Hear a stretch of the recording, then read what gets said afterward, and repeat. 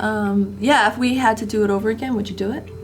Yeah, of course. Absolutely, right? Yeah, if anybody wanted to know where we had it done, I'd definitely refer them to you guys. We have. I think we have, yeah. Yeah, people have come into our house. Yeah. Yeah, they're like, oh, it's nice, because they've known, friends of mine have known me for years living there, and in the summer it's usually warm. I have the windows open. Thankfully, live at the ocean, so the windows would be open with a nice breeze, but it was never cool. It was always ambient. So I've had friends that have come in without letting them know, and they'd be like, wow, it feels nice in here. Windows are closed, and like, oh, you got the AC on? And I'm like, yes. And I would point to the unit, and they'd be like, oh my God, I didn't even see it there. And they're like, where did you get this? I had one friend who actually went through the process of putting central air in her house, and she had the lines put through the joist. Ductwork.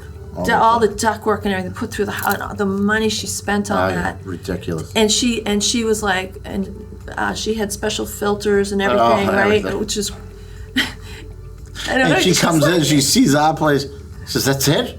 That's it?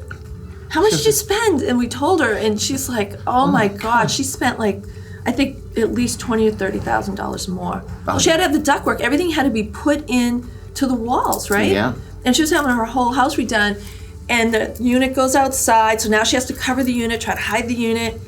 And she saw, when we brought her up and showed her, the separate units for separate units with it. She thought she was all, I don't want to say she was bummed out, maybe a little jealous. Yeah. And she even said she was. She goes, I thought I had a great system, but this, she had wished she had known about this before she did what she did. Yeah. She would have saved a lot of money. Joyce, we love you. So she's not gonna see it. We love you.